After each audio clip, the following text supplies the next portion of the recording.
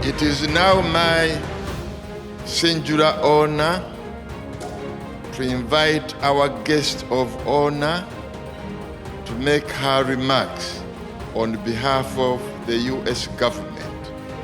My guest of honor, our guest of honor, Ms. Chidi, is also accompanied by her spouse. We want to welcome her spouse in a special way. Thank you so much, and may God bless all of you. I now yield the floor to our chief guest.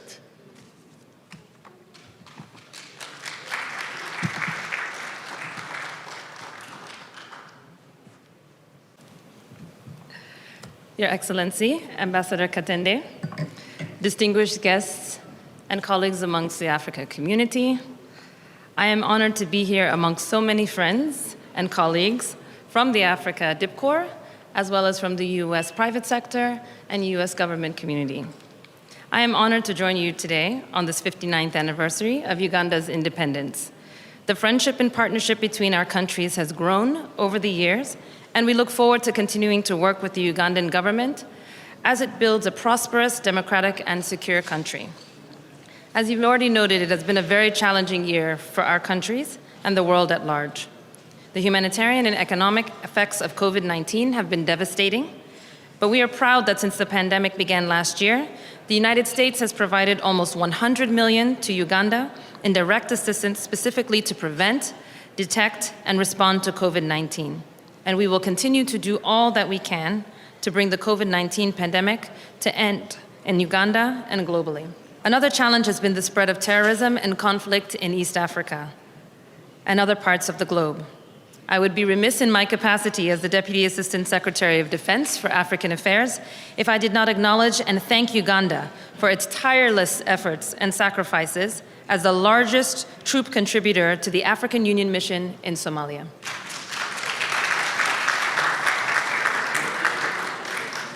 We will continue to support the African Union-led force in 2022 and stand ready to support African-led efforts to address conflict and insecurity on the continent.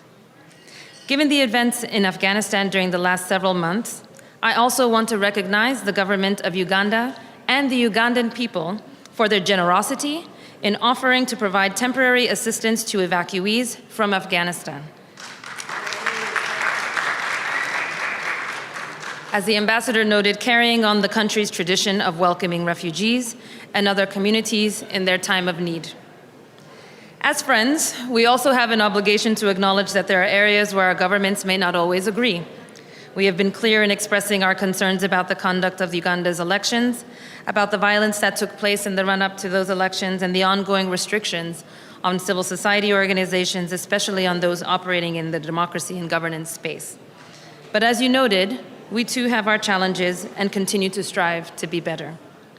In Uganda and in all democratic societies, a vibrant civil society and the rule of law are essential to ensure that all citizens are able to live their lives without fear, regardless of who they are or what views they express. Vibrant civil society and the rule of law are also essential as countries work to harness the full economic potential of their citizens, to attract and maintain foreign investment, and to address the key global challenges of our day. Your Excellency, 59 years of independence is a moment to be very proud of.